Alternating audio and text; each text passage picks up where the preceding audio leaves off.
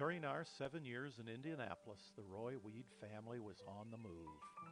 As a district superintendent for the Assemblies of God, Dad traveled the state, often taking us boys along with him. We knew every little burg and hamlet in Indiana, and every Dairy Queen, too.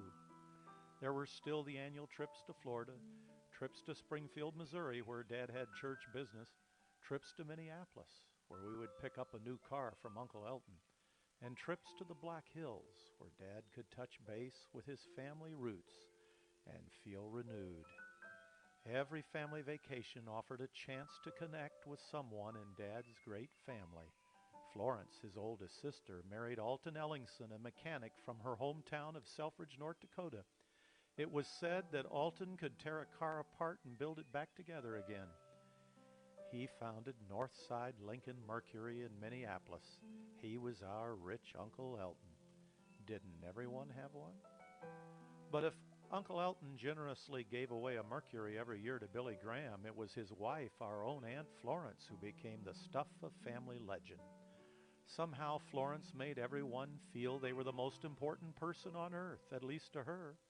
She would cook a T-bone steak for a 10-year-old and then offer a personalized lecture to them on world events and the Bible. Her daughter, Dolly Ann, our cousin, the firstborn of a new generation, was just as generous. Dolly was beautiful and brilliant, but best of all, she hadn't yet figured that out.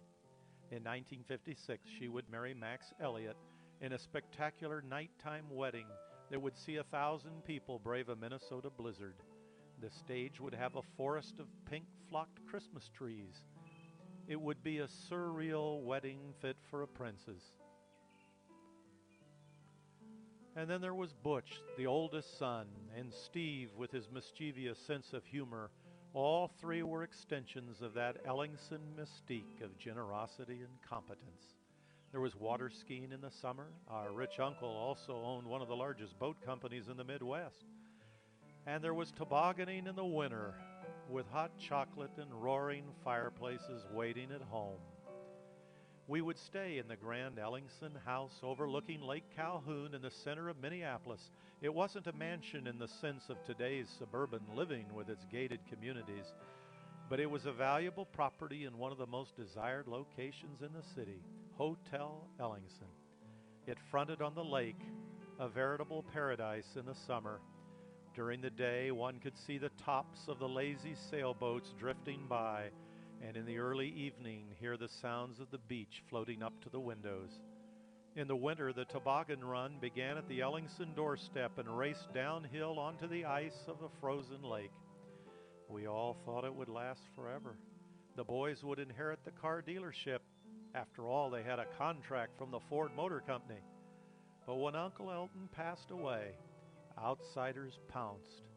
There was greed and corruption, with Dolly and Butch and Steve cheated out of much that their father had planned for them. But two things could not be stripped away. Two things were safe, and both easily survived the storm. They would not lose the competence, the knowledge of how to run a business and manage money learned at the feet of their father. And they would not lose the contagious generosity, the thoughtfulness and self-confidence of their bubbly mother, our dear Aunt Florence. Elton died on August 2nd, 1981. My mother, Rosa May, passed the next year. In 1986, Florence suffered a heart attack. Dolly Ann, who had her own beautiful daughter, Candy, by then, brought her mother back to Houston, where she and Max were ministering. My dad, little brother Roy Weed, now almost 70, visited that weekend. He found Flossie as upbeat and proper as ever. She had developed her sense of propriety at the feet of the Gwythers, an English family who had settled near the Weed home in Fort Rice.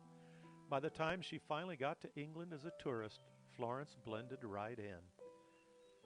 At one point, Roy paused, walked to the hospital window, and started quoting Tennyson's Crossing the Bar. Florence had taught him the English poem when they were only children in Selfridge. Her voice soon joined his, and they were lost in memories of childhood, memories that none of the rest of us could enter. 2 days later, Florence passed away. 1 year after that, Roy would be gone too. Sunset and evening star, and one clear call for me, and may there be no moaning of the bar when I put out to sea.